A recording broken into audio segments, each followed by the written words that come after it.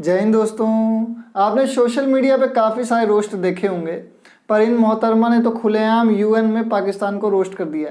इतना ज़बरदस्त रोस्टिंग की कि ऊपर चाणक्य भी मुस्कुरा रहे होंगे कि पक्का हमारी पोती अगर होती तो एकदम ऐसे ही होती। मैडम, आपसे बस इतना ही कहेंगे, आई लव यू। और बहुत ही ज़बरदस्त आपने रिप्लाई दिया है, उसके ऊपर भी हम लोग आएंगे, पर बात करते हैं थोड़ा सा पाकिस्तान की। 17 सितंबर से 3 अक्टूबर के बीच में पाकिस्तान और न्यूजीलैंड के बीच में ऑर्गेनाइज होता है क्रिकेट टूर्नामेंट, जिसमें वनडे इंटरनेशनल सीरीज और T20 इंटरनेशनल सीरीज लॉन्च किया जाता है। अब उसके बाद न्यूजीलैंड की जो टीम है वो पाकिस्तान में पहुंच जाती है, उस असुर ग्राउंड में पहुंच जाते हैं और टॉस जीतकर सबसे पहले जिंदा रहने का फैसला करते हैं भाई साहब, क्योंकि वहाँ जो न्यूजीलैंड की जो इंटेलिजेंस टीम है वो उनको बताती है कि वहाँ पे कुछ टेररिस्ट एक्टिविटीज़ का कुछ उनको अंदेशा लग रहा है। तो वहाँ पे वो लोग आधे पर से ही ना रवाना हुआ था, 9 तो 11 हुआ था अपने न्यूजीलैंड, क्योंकि वहाँ बताते हैं कि वो काफ़ी ज़्यादा थ्रेट वहाँ वाली पोजीशन में है। अब इसमें थोड़ी गलती पाकिस्तान की भी है, जब सीरीज शुरू होता है पट से बोल देता है हाँ हाँ सीरीज धमाकेदार होगा। अब भैया धमाकेदार से आदमी क्या समझेगा? भैया आतंकवादियों का हब है पाकिस्तान, और वहाँ पे ऐसे शब्द का यूज़ करेंगे तो क्या होगा? मतलब अगर सीरीज है खेलना तो इस शब्द का यूज़ नहीं है करना, समझते नहीं ससुरे के नाती। अब आतंकवाद में पाकिस्तान एक बड़ा ब्रांड बन चुका है भाई साहब। हम नहीं कह रहे हैं, कमला हैरिस बोल रही हैं, यूएसए खुद बोलती हैं कि भाई साहब टेररिज्म में पाकिस्तान का रोल रहा है। जैसे हमारे यहाँ ना आईटी का हब बेंगलोर में है, वैसे पूरे वर्ल्ड में आतंकवाद का हब जो है वो पाकिस्तान में है। जैसे हमारे यहाँ दिहाड़ी पे मजदूर मिलते हैं ना, इनके यहाँ दिहाड़ी पे आतंकवादी मिलते हैं। और तो और है चोटला का बोलता है कि भारत जिम्मेदार है, भारत ने आतंकवादी गतिविधि करा रहा है, भारत और न्यूजीलैंड के इंटेलिजेंस को बहका रहा है। अरे भैया थोड़ा सा पढ़ाई वढ़ाई कर लेते तो क्या चला जाता रे भाई साहब। एक तो दांत पियर है। हम मोदी जी इतना वैक्सीन बांटते हैं, थोड़ा सा दंतमंजन बांट दीजिए, देखिए पीला पीला दांत लेके बोलते हैं।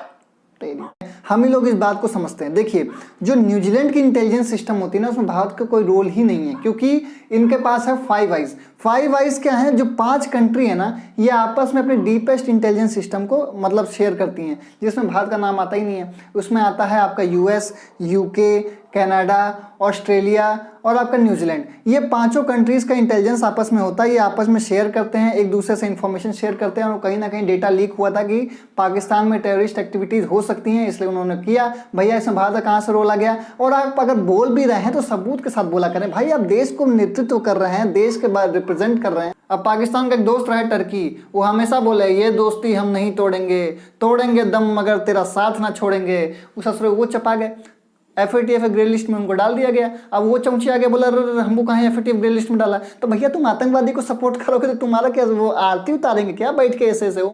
अब भैया इनके खिलाफ भी सबूत पाया गया, प्रॉपर सबूत वगैरह दिया गया FATF को, तब जाके किया गया। देखिए FATF financial action task force है, जो कि एक ऑर्गेनाइजेशन है।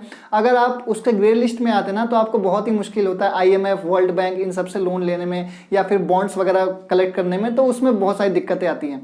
अब यहाँ पे ये भी हो गया। अब आते हैं मेन मुद्दे पे, जो कि यूनाइटेड नेशन जनरल असेंबली।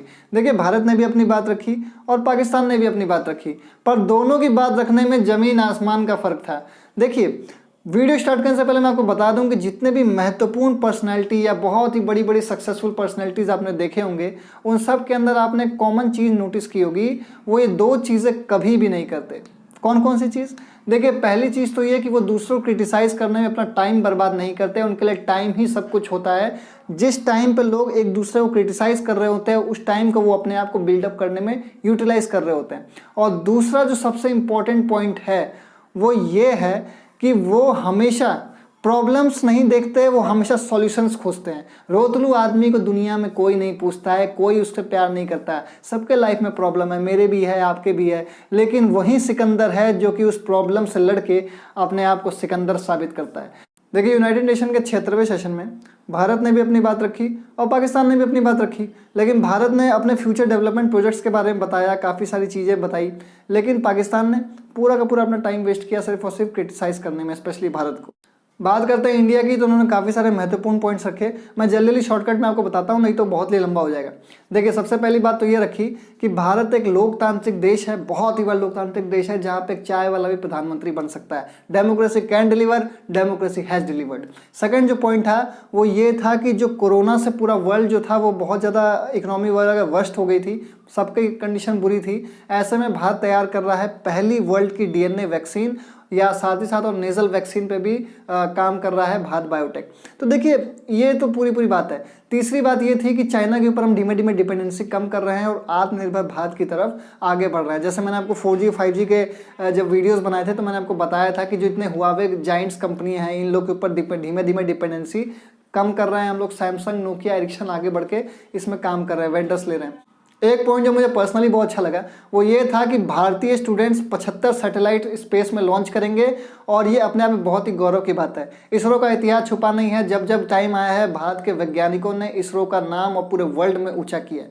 देखिए ये सब ठीक है, लेकिन मेरी गवर्नमेंट से, सरकार से, हमारे मोदी जी से एक अपील है कि जब 9th में बच्चा आता है तो उसको प्रैक्टिकल ऑब्जर्वेशन पे ज़्यादा फोकस करना चाहिए, चीज़ें प्रैक्टिकली ज़्यादा समझानी चाहिए। मोबाइल रिपेयरिंग दे दो सिलेबस में, फ्रिज रिपेयर करना सिखा दो, टीवी रिपेयर करना सिखा दो, लैपटॉप कंप्यूटर्स में कैसे कैसे चिप्स चल रहे हैं, कैसे कैसे करंट फ्लो कर रहा है, ये सब चीज़ें सिखाओ। तो भैया रजिस्टर, मोटर वगैरह तो हम लोग से सिलेबस में रहता ही है। प्रैक्टिकल ऑब्जर्वेशन करेगा तो चीज़ें दिमाग खुलेगा, समझ में आएगा चीज़ें होती क्या है, तो इससे स्किल्ड बनेंगे लोग। और जब स्किल्ड बनेंगे तो उसके बाद प्रोडक्शन अच्छा होगा, प्रोडक्शन अच्छा होगा तो इकोनॉमी बूस्ट करेगी। तो मेरी गवर्नमेंट से अपील है कि ये प्रैक्टिकल ऑब्जर्वेशन बहुत ही इंपॉर्टेंट है। एटलीस्ट 12वीं पास होने बाद किसी से सामने भीख तो नहीं मांगना पड़े उसको कि भाई मैं क्या करूं, मैं तो किसी लायक नहीं हूं, मैं तो कुएं का मेंढक बन के रह गया। पट्टी पट्टा पठंती, पटसी पट्टा पठर, पठान पठा पठाओ पढ़ने के लिए पैदा हुए हैं हम लोग। और सरकार करे ना करे, मैं खुद पर्सनली इस प्रोजेक्ट पे काम कर रहा हूँ, क्योंकि सरकार के आस में मैं अपना टाइम वेस्ट नहीं करना चाहता, क्योंकि मुझे नहीं पता मैं कितना लंबा जीऊँगा, लेकिन जितना भी जीऊँगा मैं इस पूरे प्रोजेक्ट पे काम करूँगा जिससे कि मैं अपने स्टूडेंट्स को काफ़ी स्किल्ड बना सकूँ। नेक्स्ट पॉइंट बहुत ही महत्वपूर्ण है कि इंडिया वर्ल्ड का सबसे लार्जेस्ट ग्रीन हाइड्रोजन हब बनेगा। ग्रीन हाइड्रोजन को समझिए, ग्रीन मतलब पॉल्यूशन फ्री, पॉल्यूशन फ्री मतलब renewable sources of energy like tidal energy, solar energy, wind energy. इन सब एनर्जी का यूज़ करके हम हाइड्रोजन अगर निकालते हैं तो इसी प्रोसेस को हम लोग कहते हैं ग्रीन हाइड्रोजन। मतलब हाइड्रोजन निकालने की प्रक्रिया with the help of renewable sources of energy, उसी को हम लोग कहते हैं ग्रीन हाइड्रोजन हब। तो ये वर्ल्ड का सबसे लार्जेस्ट बनेगा। मथुरा में जो IOCL है वो उस पर काम भी कर रहा है। पाकिस्तान और चाइना के ऊपर अच्छी कमर कसी, 200 नॉटिकल माइल्स। देखिए ये जो डिस्टेंस है ना, ये हर देश, पूरे वर्ल्ड में जितनी भी कंट्री हैं जो ओशन से घिरे हुए हैं वो 200 नॉटिकल माइल्स तक अपना यूज़ कर सकते हैं, चाहे उसमें मछली पकड़े चाहे कुछ पकड़े। देखिए जैसा कि हमारे भारत का नक्शा है ये नीचे वाला, तो ये पूरा का पूरा अरब सागर, ये पूरा हिंद महासागर सब हमारा नहीं है। तो ये देखिए जो हमारा सरहद है ना, इसे 200 नॉटिकल माइल्स तक ही जो ओशन है वो हमारा है, उसमें हम चाहे मच्छी पकड़ें चाहे कुछ करें वो हमारा है। तो यहाँ पे जो चाइना है ना वो इस चीज़ को नहीं मानता है। मैंने आपको 9 डैश लाइन के ऊपर जब वीडियो बनाया तो मैंने आपको बताया था कि ये चाइना का जो साउथ चाइना सी है इसमें ये बहुत ज़्यादा विवादित बना के रखता है। बाबर के ज़माने का ये सब नक्शा खोल देगा, बोलेगा ये पूरा साउथ चाइना सी हमारा है, तो वो ये सब फॉलो नहीं करता। जैसे ये कोई कंट्री है, कोई कंट्री के पास मान लीजिए 120 नॉटिकल माइल पे सबने मन ने लाइन खींच दी, बोला कि तुम्हारा इतना ही है, तो भैया वो बोलता है कि भैया 200 नॉटिकल माइल तक तो हमको दो यार। तो ये बोलता नहीं नहीं नहीं नहीं, ये नहीं होता, ये हमारा पुराना नक्शे में ये पूरा हमारा था। तो ये कभी भी ये जो वर्ल्ड का इंटरनेशनल रूल है उसको फॉलो नहीं करता चाइना, तो ये अपने आप में गलत है। तो इसको हमने रखा इस बात को, क्योंकि भाई सबके लिए बराबर रूल होता है, चाहे वो छोटा हो चाहे बड़ा हो। उसके बाद इन्होंने बताया कि जो लोग टेररिज्म को एक पॉलिटिकल टूल का यूज़ कर रहे हैं वो ये बंद कर दें, नहीं तो ये उनके लिए बहुत ज़्यादा खतरनाक होगा। अब ये तो भैया इंडिया की बात हो गई, आपने देखा कि कितने इंपॉर्टेंट मुद्दे उठाए गए। अब इसके बाद आते हैं पाकिस्तान। अरे इनको ये सब समझना चाहिए कि भैया भीख कैसे मांगना है, FATF ग्रे लिस्ट से बाहर कैसे आना है, और मतलब बाकी लोगों से चंदा वंदा कैसे मांगना है, मतलब किस तरह से हम गूगल भिखारी डालें तो हमारा नाम नहीं आना चाहिए, ये सब चीज़ों पे बात करना चाहिए। ये ससुर हमारे चक्कर में पड़े हुए हैं कि भारत ये कर रहा है, भारत वो कर रहा है। अब पाकिस्तान अपने बारे में क्या बोलता है कि जो कश्मीर के बहुत ही बड़े अलगाववादी नेता सईद अली गिलानी थे, ये भाई साहब इनके बॉडी को प्रॉपर दफनाया नहीं गया। मतलब हद है। थोड़ा समझते हैं सईद अली गिलानी कौन है। तो देखिए बहुत ही बड़े अलगाववादी नेता थे जो कि कश्मीर में रहते थे और खाते पाकिस्तान के थे। ये हमेशा प्रो पाकिस्तान रहे हैं। वहाँ के हाईएस्ट सिविलियन अवार्ड निशाने पाकिस्तान से इनको नवाजा गया है। यहाँ तक कि 92 साल की उम्र में ये बुढ़ाऊ मरे हैं। तो उसके बाद पाकिस्तान में एक दिन का शोक था। तो मतलब ये आप समझ लीजिए किस लेवल के ये प्रो पाकिस्तानी लीडर थे। इनसे लाख गुना अच्छे तो हमारे भारत के ओवैसी साहब है जिन्होंने खुलेआम पाकिस्तान को रोस्ट कर दिया कि आप अपना मुल्क देखिए, अपने माइनॉरिटीज़ की इज्जत करिए, हमें गर्व है कि हम भारत के मुसलमान हैं। हम उसका एक वीडियो आपको शेयर करता हूँ। Mister Khan, you worry about your own country. Mister Khan, we would like to tell you, don't ever remember us. We have rejected the पैगाम, the message, the wrong theory of Jinnah We are proud Indian Muslims, and till the day of judgment, inshallah, we will remain as proud Indian Muslims. No power on earth can take away my Indianness. No power on earth can take away my religious identity. Why? Because the Constitution of India guarantees me that. दूसरा बड़ा मुद्दा ये रखा कि Bharat Jammu and Kashmir के internal dispute को खुद से सॉल्व करने की कोशिश कर रहा है। तो भैया खुद से नहीं करेंगे तो कहाँ जाए? यूएन के पास जाए, थर्ड पार्टी के पास जाए, कौन सॉल्व करेगा भाई साहब? इजराइल पैलेस्टीन बीच में का अभी तक सॉल्व नहीं हुआ, छत्तीसगढ़ के नक्सली हमले जो हैं उस पर सॉल्व नहीं हुआ, ईरान इराक के युद्ध सॉल्व नहीं हुआ, आपका अजरबैजान आर्मेनिया वाले इंटरनल डिस्प्यूट सॉल्व नहीं हुए। मतलब ये यूएन बना किस लिए हमको समझ में नहीं आता भाई साहब। अब तीसरा मुद्दा उठाया पाकिस्तान ने, वो था आर्टिकल 370। देखिए ये अपने आप में बहुत ही बड़ा चर्चा का विषय है, फिर भी मैं आपको संक्षेप में बता देता हूँ इसमें होता क्या है। भारत का संविधान कश्मीर में लागू नहीं होगा, भारत का झंडा हम कश्मीर में नहीं लागू कर पाएंगे। इसी में एक तो आता है आर्टिकल 35 है, कोई भी आउटसाइडर मतलब भारत का नागरिक, चाहे वो यूपी का हो चाहे वो बिहार का हो, वो जाके कश्मीर में प्रॉपर्टी नहीं खरीद सकता, वहाँ पे जॉब नहीं पा सकता। जबकि कश्मीर के लोग हमारे यहाँ पे आ सकते हैं, लेकिन हम वहाँ पे जाके जॉब नहीं ले सकते। तो ये तो भाई साहब कश्मीर हमारा पार्ट हो गई, इतना बेगाना हरकतें। अब आर्टिकल 370 के हटने से एक एडवांटेज मिला, जैसे कि बाहर के आउटसाइडर जो हैं वो कंपनी है वो वहाँ पे इन्वेस्ट करेंगे तो एम्प्लॉयमेंट जनरेट होगा तो इकोनॉमी बूस्ट करेगा। साथ ही साथ हमारे यहाँ का संविधान वहाँ पे लागू होगा, वहाँ पे लागू होने से क्या होगा, वहाँ पे राइट टू इन्फॉर्मेशन या राइट टू एजुकेशन जैसे चीज़ें हमको देखने को मिलेंगी, क्योंकि Kashmir were are and be the integral part of India. बेटा दूध बिना चावल के खीर ना हुआ, और तुम बेटा हमसे कश्मीर ले जाओ, अभी इतना बड़ा तोप नहीं हुआ।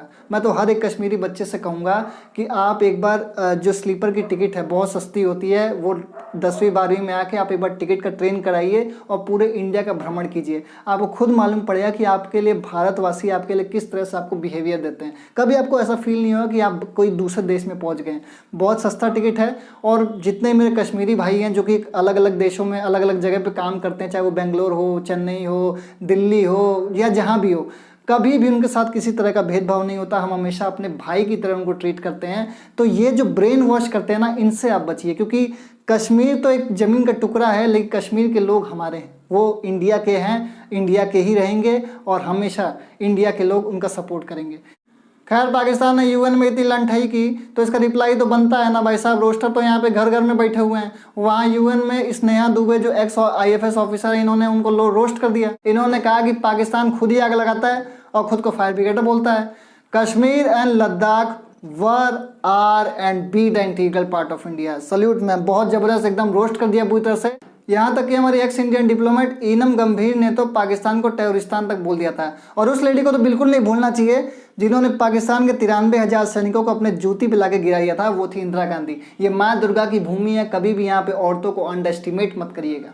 हमको तो हंसी नहीं रुकती है जी जब पाकिस्तान हमको आतंकवाद प्रवचन देता है। अरे चाचा आप थोड़ा बादाम वादाम खाइए, देखिए यूरी अटैक हम याद दिलाएं, यूरी अटैक, उसका पुलवामा अटैक, उसके बाद 2008 का मुंबई अटैक, आप FATF ग्रे लिस्ट में आ चुके हैं, आपको बार बार याद दिलाना पड़ता है। उसके बाद आप ओसामा बिन लादेन को शहीद ओसामा बिन लादेन बोलते हैं। अरे भाई साहब अब हम क्या बोलें भाई, अभी हमको तो हंसी आती है जब कोई कमेंट करता है कि इंडिया टेररिज्म फैला रहा है।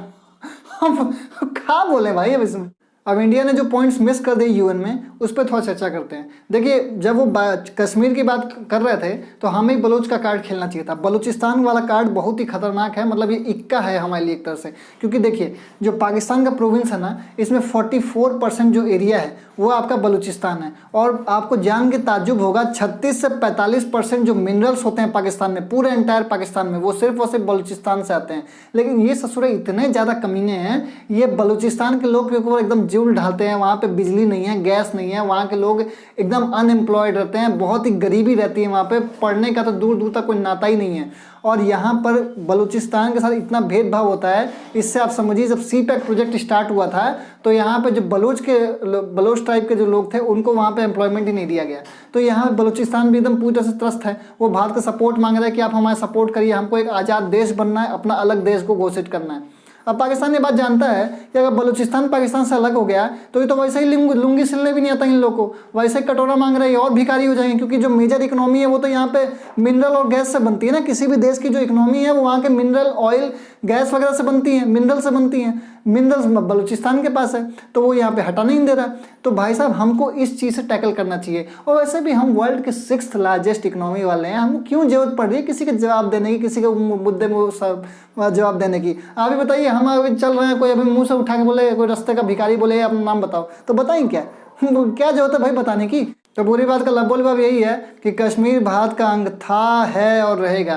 और इन्होंने एक तरह से यूएन में टाइम ही वेस्ट किया। करिए टाइम वेस्ट, हम लोग करना है भाई साहब, लेकिन हम आपको एक पर्सनल हिदायत देते हैं कि आप अपने देश की जीडीपी पे ध्यान दीजिए। आपकी जीडीपी बढ़ेगी तो आपकी इकोनॉमी बढ़ेगी, इकोनॉमी बढ़ेगी तो आपका देश तरक्की करेगा, आपका देश तरक्की करेगा तो वो होगी आपकी असली जीत। नहीं समझना है, नहीं लेना मत लीजिए, हमको क्या करना है, आपका देश है, आप जाने भाई साहब, हमको क्या करना है। तो आज कुछ ज़्यादा ही रोस्ट हो गया है, तो आज के लिए मैं अलविदा लेता हूँ। इस वीडियो को इतना ज़्यादा से ज़्यादा शेयर करिए कि इन चचा तक आराम से पहुँच जाए और इनका एक हफ्ते की नींद तो कम से कम खराब हो ही जाए। तो दोस्तों, I am an Indian, India is my brand. नमस्कार, वंदे मातरम।